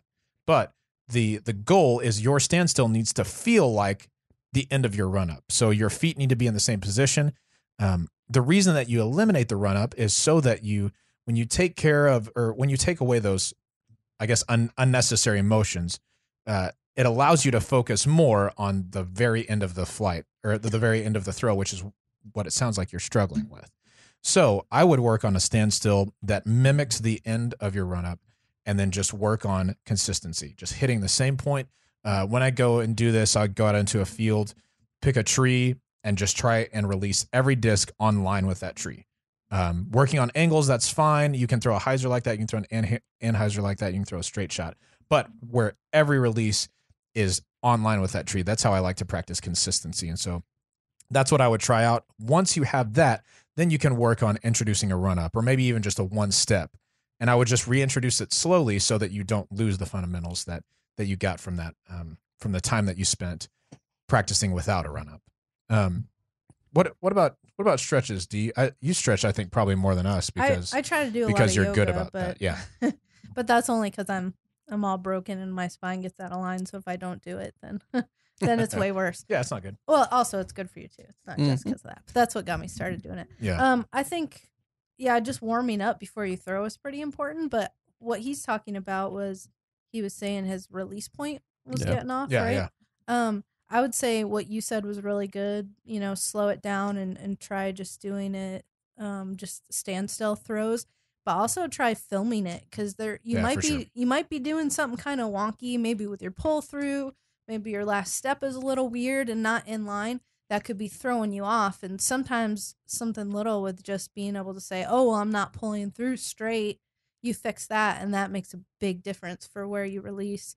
But another kind of what do you call it, like a little practice move you can do is if you have a net at your disposal, put the net a certain distance, I don't know, maybe 50-60 feet, and just put a piece of paper with an X on it where you want to hit, and then you can kind of maybe practice hitting right into that specific spot each time, and that'll kind of help you get that even release point that he's looking for. Definitely. Yeah, because going back to the very beginning basics, like when people were trying to teach me how to throw, my first thing was, how do you know when to release it? Mm-hmm. And they told me just go through the motions, and your body will figure it out, and then obviously it does. But I like that how you're not necessarily doing a specific mechanic to do it, but you're teaching yourself. When I release it like this and I let it go like this, it's going to hit a certain spot. And if I keep doing that consistency, I think your mind's going to finally figure it out. This is what it feels like. This is what happens when you release it. to make it hit that certain Yeah, spot. because you always know when you throw a good shot and you had a good release, like you can feel it. Even if you're not Nailed it. exactly sure what you did, Mhm. you can feel it. So if you know you can get to that point where you're hitting around the same spot Mhm. each time and it feels good, then you know you're dialing it back. And then in. on the opposite, you really know it when you throw it bad. that too. That's even easier to tell. Yeah, That's I like the think so. worst. As soon as you're like, I let You go. just of that turn around early. like, yeah, my hand. I like my grip, or well, of course, the obvious is a grip lock when you grip lock it. So, all right, next one comes from T Bro. T-Bro. What's up, T Bro? Hey there, disc golf dudes. This is Tim from Portland, Oregon. And I like T Bro better. Me too. We're sticking with He T Bro. sounds like an Oregon dude. Nice and laid back. Oh, hey, man. Hey, man. And I was wondering about sponsorship for dynamic discs. I have been playing for just over a year now, and really seen a lot of accelerated, growth in my range, my control, and my putting, and I feel as though I could be an amateur player, and if not better. And I just recently got my amateur PDGA number, and I was wondering, like what should I do, or how should I get myself ready to make this a thing? Like if I wanted to be sponsored, if I felt like I was ready to be sponsored, and maybe that's another thing. Like how should I know that I should be ready to be sponsored, or if that's a good idea for me? Thanks, dudes. So I'm going to give, and then of course I'll let Robert, since that's his job, team manager. But I'm going to give you my thoughts real quick on this because this used to come up a lot. Stop trying to be sponsored. Yeah. Just do your thing. Give to the disc golf community. Stop worrying. And I'm not T-Bro. We're sticking with T-Bro. T-Bro, I'm not saying this is you. This is kind of a generality. Stop worrying about what can be done for you as far as sponsorship and start concentrating on what you can do for the disc golf community and disc golf, and then sponsorship will come. Does that make sense? I get it. I understand people want sponsorship. I totally get it. You're playing, you think you're doing really good. You see all these sponsorship players getting this free plastic, doing this really cool thing, and this is kind of like a goal for you to get to become sponsors. I get that. I completely get that. But if that's your driving goal, then I'm afraid that when you get the sponsorship, it's not going to be all you thought it was going to be. Yep. You get it? Get where I'm at? Oh, for sure. Because, there's so many different types of sponsorship and so many different things that companies look for in sponsored players. It can be everything from a top level player to just someone that's a really good representative of just saying, hey, these products are awesome. We love this stuff. So, just kind of doing your thing and just do the best you can, and somebody will notice you, you know? Right. And like Denise said, there's different levels. So I think some people, and I've seen this through comments on Facebook and things like that, people automatically assume because you're sponsored, it means all your stuff is paid for. Yeah, your entries are paid the for, manufacturer sends you everywhere you need to go. It doesn't work that way. A lot of it is what you give is what you get. Whatever you get put into it, you'll get out of it. Just like anything else in life, what you get out of it is what you put into it. So anyway, that's my little spiel, my little philosophical way of thinking. I get it. People like to be sponsored, but my thing is worry more about going out, giving back to the disc golf community, worry about upping your game. And if sponsorship, I hate to sound like in the cloud and cliche, but if it's meant to be, it's meant to be. Yeah. That's a good way to put it. Was it? I guess it was JFK that said, ask not what you can do ask not what your country can do for you, but what you can do for your country. Yes. That's extremely accurate when it comes to sponsorship, at least sponsorship through dynamic discs. Here's a couple of blanket statements, so hear them as that. The hard truth of sponsorship is that there will always be more qualified players than there are sponsorship spots available, right? There are always going to be people who we think are great players, and they're doing a lot in their community, and they're playing well, they're winning tournaments, they're promoting our brand and everything like that. That's awesome. But maybe it's just not a right fit for us right now, or maybe geographically we've got a lot of presence in that area, and so we're not really looking to add right there. That's one of the hardest things about sponsorship that I think people don't understand quite as well. Just because you are killing it and you want to be sponsored by one company doesn't mean that it's going to happen now or really ever. But what you can do is work hard, right? If if being a sponsored player is one of your goals, it needs to come from the fact that you've worked hard to get there. It's not like you're just starting out and saying, well, if I got sponsored, I could make more tournaments and I could have more stuff. I mean, yes, but it's kind of like what we talk about with Bobby and social media stuff with our players. We want to amplify what you're doing. We can't make you become more popular on social media or anything like that. But if you are working hard, we can amplify that. That's what sponsorship is for us. If one of our players comes to us, we want to help them grow and we want to help them get better. But what they've done leading up to that point is usually years and years and years of hard work, right? That's what it was for me. I played tournaments for years before I got on with Dynamic Discs. I bought countless discs before I had them given to me for free. I mean, and you know that as well. Oh, yeah. That's the thing about sponsorship. What I would recommend that you do if you want to be a sponsored player, work hard at improving in disc golf, playing well at tournaments. But if you're wanting to be sponsored by Dynamic Discs, we want people who are active on social media and who are positive influences in their community. If you could be the best player in the world, and if you're not a positive influence, I'm not interested in having you on our team. So make a difference in those areas. And then if you think that you're ready, our sponsorship application is available on our website. If you go to dynamicdiscs.com and click on sponsorships, there's an application there. I have personally answered over 800 of those this year. So you need to know there are a lot of people who have the same idea as you. And like I said, there's just very few spots available right now because there are so many qualified people. But keep working hard. Robert, would you say joining Team Trilogy is a great step if you're interested in being sponsored by one of our 3 companies? Definitely a fantastic step. And that's what, when I do have to respond to a lot of those emails and say, we think you're doing great stuff, but it's just not a fit for us right now, I always recommend Team Trilogy to them. And Team Trilogy is a fan-based group of our 3 companies of Dynamic Discs, Latitude 64, and Westside Discs. And those are people who are passionate about our brands, who want to throw and promote our brands and be surrounded by those like-minded type people. And if that's something for you, you can go to teamtrilogy.org and check that out. It's not for everybody, but if you do want to do something like that, that'll get you into a community of people who share your passion for our brands. Good Absolutely. All right, next one comes from Nicholas. What's up, Eric, Bobby, and Robert? This is Nick from Moorhead, Minnesota, pretty close to NDSU, the college that Carson Wentz went to and kind of put on the map. Killing. Yeah. So go Bison, I guess. But I have a question about the trespass. So I threw the sheriff when I made my switch over to Trilogy, and I really enjoyed it, but it was a little too understable for me.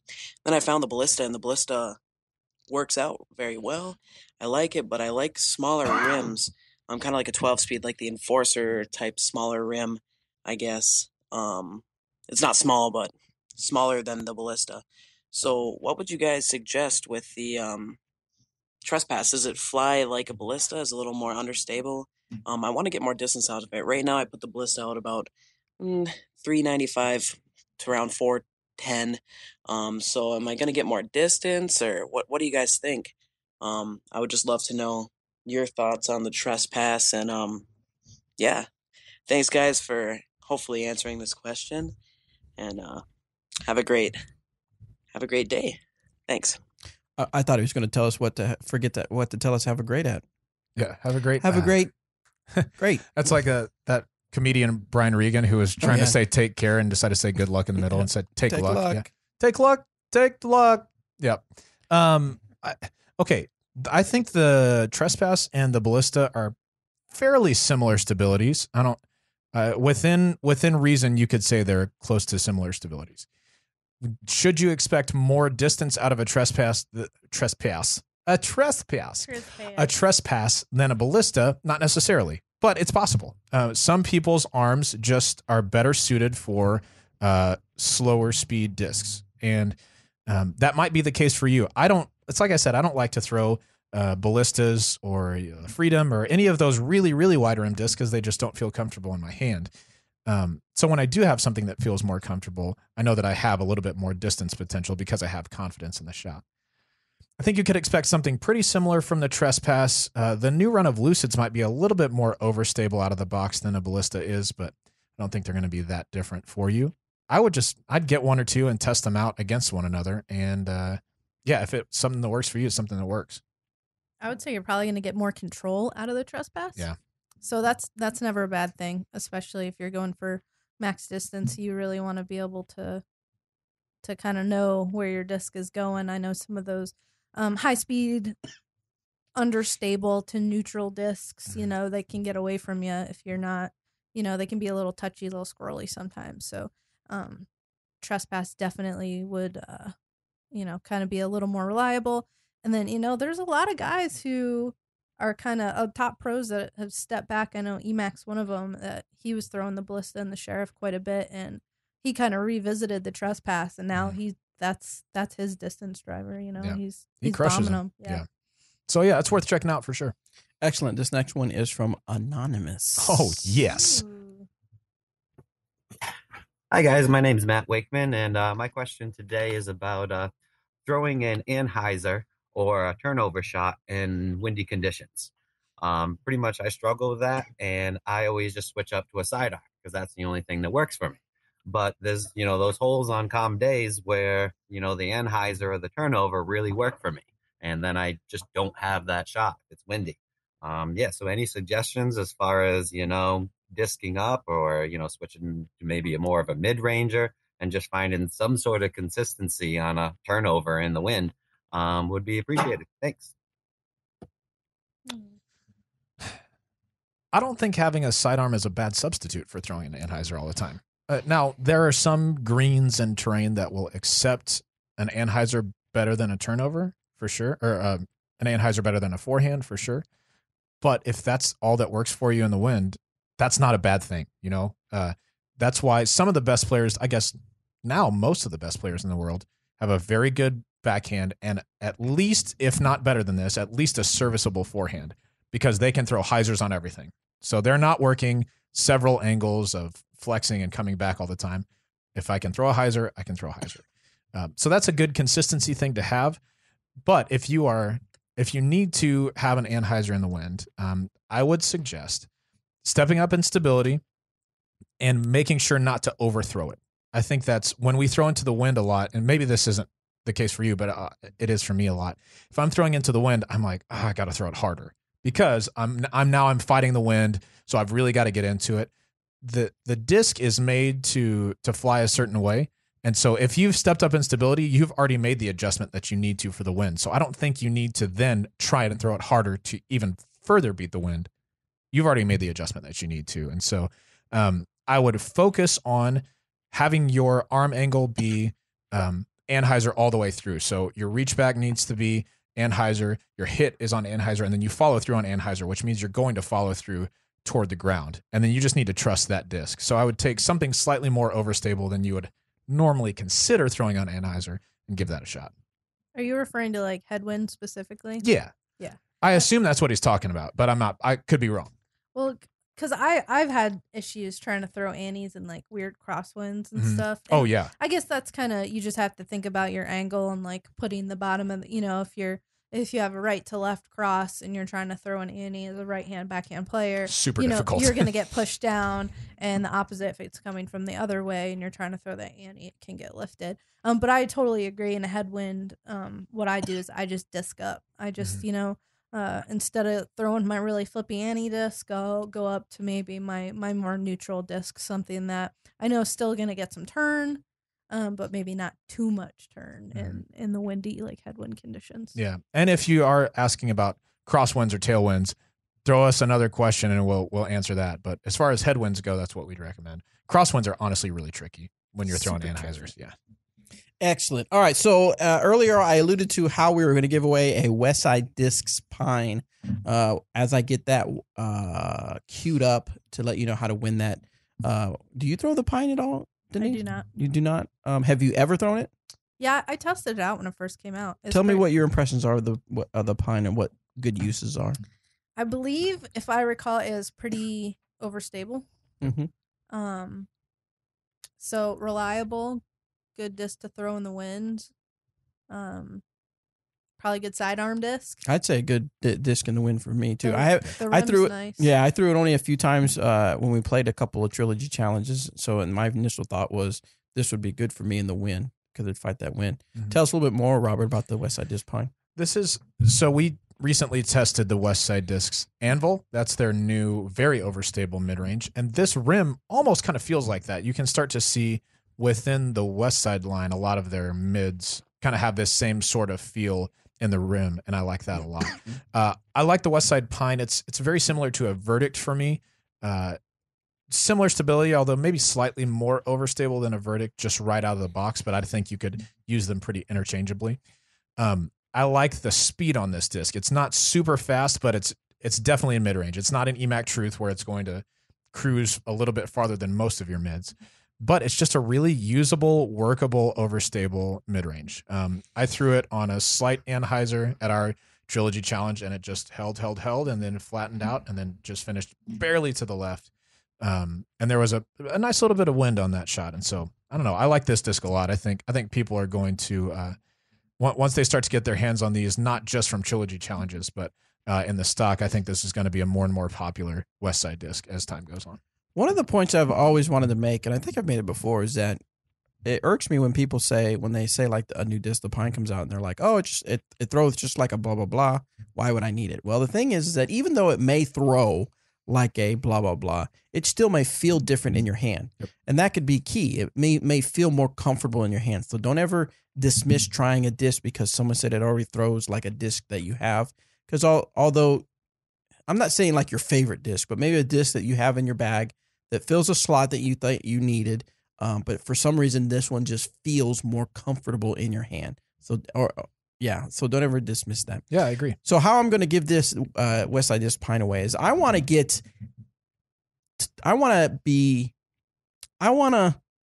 know what I want. I don't know how to express what I'm trying to say. I want to be able to connect with you guys on even a different level. So I'm going to give you a phone number so that we can text. And so I can let you guys know about things that are coming out early, some early insider info, if we're ever doing giveaways, or if I'm ever looking for a group of people to send surveys to kind of get information. I want it to be between me and you. So I've got a phone number I'm going to give you. And so grab your phone, grab a pen, paper, pencil, whatever you need to write it down, or grab your phone and pull out your text messaging app, however you want to text message me. Of course, I have to say, always like they say on the SMS text message. SMS text messages, standard messaging rates apply. Rates apply. So write this number down. Obviously, the 1 for United States, but 321-265-3426. It's actually Jeremy Rusco's cell phone number. Yeah, no. Yeah, it's not. Once again, 321-265-3426, and it's actually 321-265-DGAM. Dude. That's so cool, dude. I didn't even think of that, dude. All right, so send me a text and tell me you want that Westside Disc Pine, and then I'll text you back and get some information from you so I can put you in my Disc Golf Answer Man address book on my phone, and we can have some fun with that. So, and do this as long as you hear this episode. Now, I'll give away the Westside Disc Pine by December 5th, which will be by the time we do the next episode. But if you hear this episode after December 5th, go ahead and text me anyway so we can get you in there and we can get you part of some nice giveaways, early info, and survey type stuff. Nice. So we're going to have some fun with it. That's cool. Let's do a couple more questions. We got time? You got time, Robert? You got time. You're checking your watch a lot. I'm getting notifications. Oh, okay. So everyone's like, we need you for this. It's so important. We can't run the company without you. So not true. It's very Everything false. is stopped while you're recording. That's right. Let's do a couple more. This one's from Andrew. And I got to click on the right button. There we go. How's it going, guys? Whoa. I have a few questions for you today. When throwing in the rain, I've noticed that the 3 Trilogy companies don't sell drivers in the basic plastic, BT, Prime, and Zero line. Not true. You have the inside scoop, so are they ever going to release drivers in the basic plastic? If Not so, true. When? Jerk. Second question. What do you do to keep a good grip or keep your hands dry while playing in the rain or even sweating a lot? Lastly, I like the "Is this disc right for you?" videos, but have you thought about adding Paige Pierce to the mix? Not true. Pro women give a different view of the discs. Pro women do not have the distance that the pro men have, but they demonstrate better control than the typical advanced player. Ooh. Thank you for your knowledge and excellent podcasts. You are the I think worst. Paige does have the distance of a lot of women. Yeah. Good point. Okay, so a couple things. I'm just kind of picking on you, but actually, it's not true. We do have a few drivers now. Obviously, we don't have a lot of drivers. Yeah, the Defender is in prime. Escape is in prime. Witness. Yeah. So we've got a few. Did you say Defender? I did. Yeah. Okay. I think the Freedom is too. Yeah. So that we do have some in the base plastic. So yeah, that's and some would say the Truth can be thrown just as far as a fairway driver. Sure. Probably. That's true. And we do have that in base plastic as well. Breakout. Yep. Of course, that's going to be your. Of course, the Breakout in prime is pretty stable compared to the Breakout in Lucid. I could see that. So, when you're playing in the rain, you would, you freaking would. When you're playing in the rain, best thing to do is obviously bring lots of towels. Put them in Ziploc bags so that they stay dry throughout the round. So even if your bag gets wet, even if your cart gets wet, your towels are still dry. I like to generally, if it's going to be a really rainy round, I like to bring a towel for every 3 or 4 holes. And yeah, that's overkill. And most of the time I don't end up using them, but I don't want to get out there and not have enough, because there is nothing worse when playing in the rain than drying off your disc, going to grip it, and your thumb or your finger slip, and you're like, okay, I'll dry it again. You dry it again, and it slips again, just because you don't have enough towels. So bring way too many towels, like a lot of freaking towels. Okay, then and that's for rain and or if it's humid outside, whatever. But this second tip, this is the thing I think is most important. Take out your sport sack, your dirt bag, your whale sack, whatever you're going to use. Have some sort of climber's chalk or a dirt bag, sports sack, whatever it is, so that you can dry your hand off, because those excel at drying wet surfaces. So you can do that on your hand. I've seen people pat those on their disc, and that helps a lot to dry it off. So I always have one or more of those in my bag all the time. Any tips that you use whenever you're playing in the rain? Same thing. Yeah. Towels and Ziploc baggies. Sometimes even like 3 different Ziploc baggies. Yeah. That way, if it's really pouring at one point and you try to get one out, you don't end up getting everything else saturated accidentally. For sure. And then definitely like a whale sack or a birdie bag. I like to get I think it's baseball chalk or something. I don't know. I got this little thing that was this big a couple years ago, and I still use it. And anytime I play in the rain, or really anytime, I usually keep like my birdie bags in a Ziploc. Right. And then periodically I'll go and I'll kind of like sprinkle more of that white powder in there. And, it just takes the already effectiveness of those tools and then makes it even better, because you kind of have a, extra layer of stuff going on there. And And Eric does climber's chalk. So same sort of thing. Exactly. Just, anything to make sure that you can grip your disc. And one thing that I learned actually playing with Katrina Allen and in the rain was she told me you dry your disc off and you grab it, do not let go of that grip. Exactly. Because me personally, when I'm setting up a shot, I'm moving my disc around a lot, especially my putter. But that's really, if you want to be able to keep that good grip and not risk letting any moisture get under it, you really want to, grip it close and then just don't move your hand again. Right. And that's kind of close to something that I learned from Dixon. Because one time we went and played and it was raining and I didn't bring a towel and he was mad at me because I asked to borrow his towel. That sounds right. No, he came prepared because he brought several towels, but he let me borrow one and I was wiping it down, but I was wiping the whole disc down. Right. And he goes, "Whoa, dude, whoa. Only wipe the part where your grip is going to go, because I'm only going to let you borrow that one towel."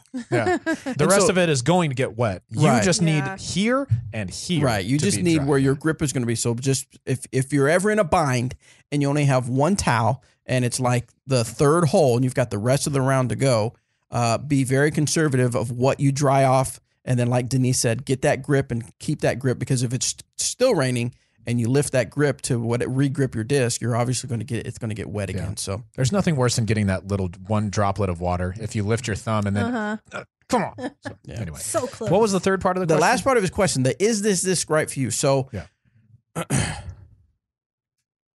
A lot of people want us to do stuff with Paige Pierce. I would love to do more stuff with Paige Pierce, but Paige Pierce is what we like to call a professional disc golfer world champion. And in order to do that, she has to play a lot of disc golf. She has to practice a lot of disc golf. So she's not, and I'm being sarcastic, and hopefully you're not used to my sarcasm, but she's out traveling and she's going to the big tournaments and she's out doing stuff. And then when she's not playing disc golf, she usually has her short amount of time to spend time with family and stuff like that. So she doesn't really have a lot of time. So yes, I would love to have her in more videos and more stuff like that.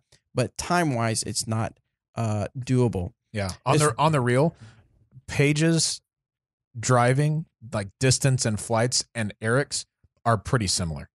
She smashes. I mean, like, yes, it would be helpful to have Paige. She's awesome.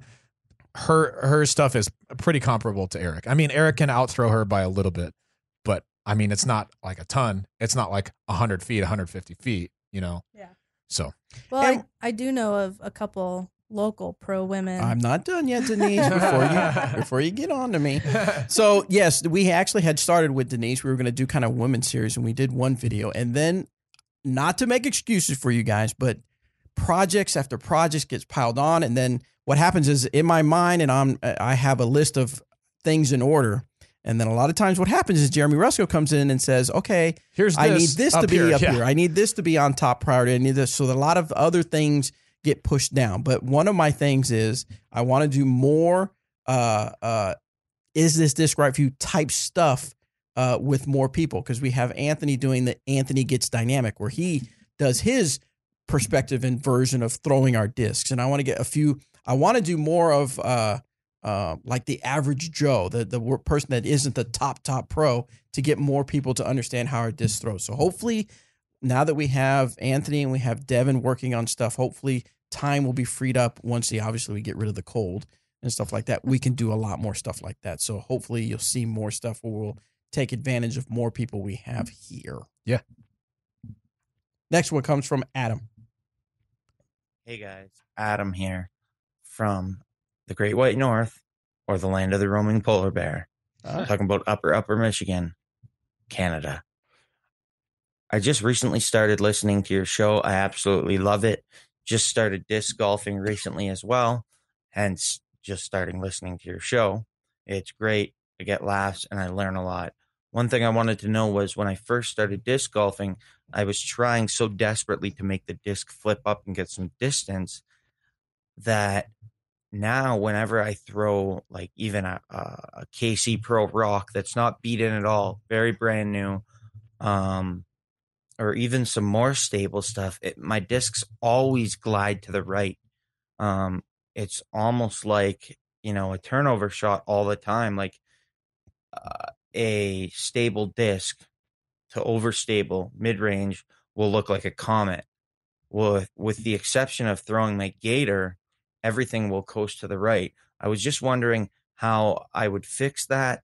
Do you think I'm accidentally throwing Annie all the time because I was so desperately trying to make it flip up?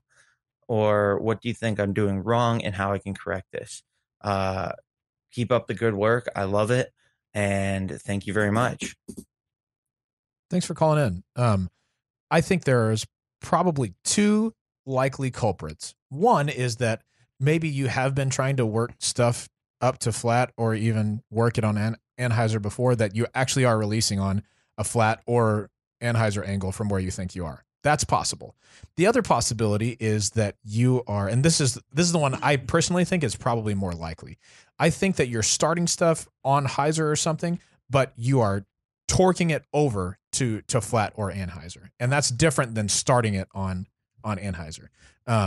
When you let go of your disc, a pretty telltale sign is if when you let it go, if you see it wobble a whole lot when it starts, that means you're experiencing something called off-axis torque, and that happens when your reach back angle and your angle of release and your angle of follow through don't all match one another. All right. So if you have been working hard to start something on Heiser and have it stand up to flat, and you're using a relatively overstable disc, it just isn't going to do that on its own. It does do that if you snap your arm up to flat and wobble it up to flat.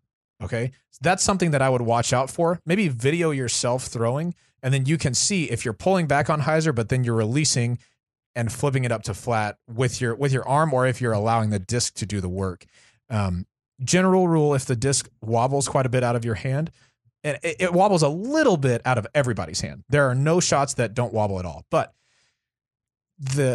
if it wobbles too much or a little bit more than you think is normal, what you're likely doing is not matching your angles from reach back to release to follow through. That's what I think.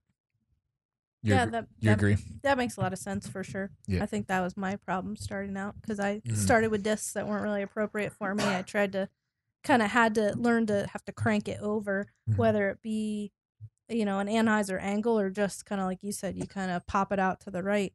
But I just say film your shot. Yep. Because that's the number one way to identify and correct issues is to film it, because you can't make adjustments until you figure out what's going on. Right. And if you want to submit that to our Facebook page, we'd be happy to take a look at it for you. We can't, promise that we see every single video or every single comment on there, but we do check it pretty regularly. And so if you'd like to share that, go to the Disc Golf Answer Man podcast by Dynamic Discs, search that on Facebook and join up. We'd like to talk to you about it. Excellent. So tell us real quick before because we are done for the episode, but I want to hear from Denise. I'm already done.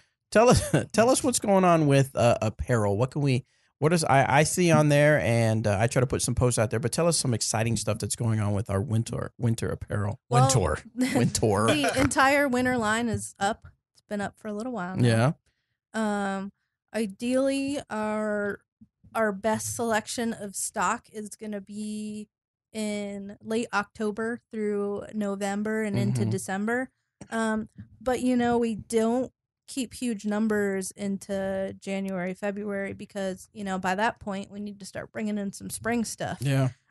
So we have a lot of nice stuff in the store right now. Everything from lightweight dry fit material, just pullovers, up to some soft shell jackets. So yeah, I see like this one. I don't know how you say it, Lachlan full zip jacket. Yep. Some really nice. Like nice. Like you could wear this going out to the club. No, I'm just teasing. This is our first club line apparel item. No, but it's not just to wear out on the course. Obviously you want to look good while you're playing out on the course, but you could throw this on while you're going out to eat with family and friends or something, and you will still look nice. Yeah, we scooped up a lot of nice OGO stuff that's really high-end golf apparel. So, you can it's functional for the course, but it also looks really professional too. So like Bobby said, you can kind of, wear it anywhere. And then even our t-shirts are nice quality. So we try to, most of our stuff is intended for, outdoor use for disc golfing, but we have a lot of stuff that crosses over into kind of like lifestyle wear. Yeah. So stuff that, you'd want to wear anytime. So talk to me though. I'm browsing through here, the new apparel. Tell me about this flannel that I'm seeing. The flannel. Yeah. That's just kind of one of those lifestyle specific items. You could wear it on the course, for sure, but just something we came across, and the little D's kind of look good on almost anything you put them on. I think it looks cool. Yeah. We got some I see some hoodies and stuff like that. I know that Hand-Eye Supply, let's see, it's called Big Hand Hooded Pullover. Yeah. That sucker is soft on the inside. Unbelievable. It's so it soft. really soft. Awesome. Very soft. It's not super heavyweight, so it's kind of, in really cold conditions, you'd have to, I guess I would say, layer up on that. Yeah. But it's your perfect daily wear hoodie. It's the hoodie that you can wear in the office or in your living room, and you're not going to get overheated, and it's super comfortable. Yeah. So I know it sounds like a plug and stuff like that, because it is. It's a plug. I want you guys to know. But I just really always thought that we tried to be on the forefront as far as our apparel. We have the standard hoodies and the dry fits for the tournaments and stuff like that. But, I know a lot of people like to look nice when they're off the course, but they want to still have that connection with disc golf. And I think you do a really good job picking out stuff and design stuff like that. So I want people, if you are shopping for the holiday season, whatever, make sure you check out the new apparel section at dynamicdisc.com, because we got some really nice stuff that you can look really good out there, either on the course or even off the course. Have you started shopping for the next season? I have a couple cool things that have come out. I love shopping. I know. I should have Robert help me with that part. A couple ideas, but I haven't really started the full on planning. But you're kind of looking around to see what we got. I mean, we're constantly keeping an eye out on what's available from the places that we get apparel from, and kind of starting to explore more, private label DD specific branded stuff, which is pretty cool. But every year, each seasonal line, the last couple of years, we, instead of just kind of bringing stuff in here and there, we try to have at least a fall and a spring line where we come out with really well-rounded amount of stuff.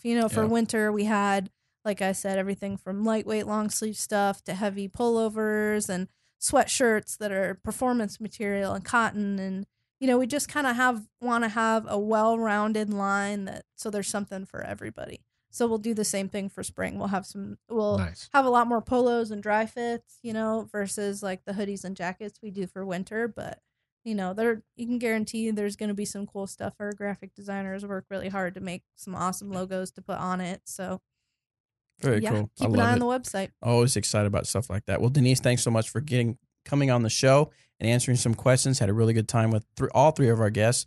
So I want to thank Jeremy Rusco for being on the show, Anthony Huskvan Guzel Manuzel Vandenheuvel for being on the show, and of course Denise Cameron.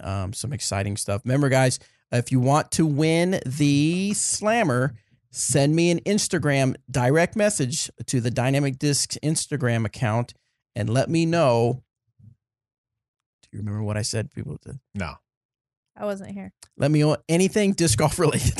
Just send me a DM, please, and I'll pick somebody from there, and I'll send you out that blue Classic Blend Slammer.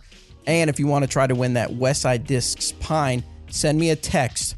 Send me a text to 321-265-3426. Let's get a conversation going, and we'll get you on the list to get some real nice goodies from the Disc Golf Answerman Show. Cool. Thank you, guys. Episode 197. We're on our way to episode 200. We're going to give away some Ranger. I said some. We're going to have more than one Ranger H2O in episode 200, so make sure you're paying attention. We'll see you guys next week. Bye.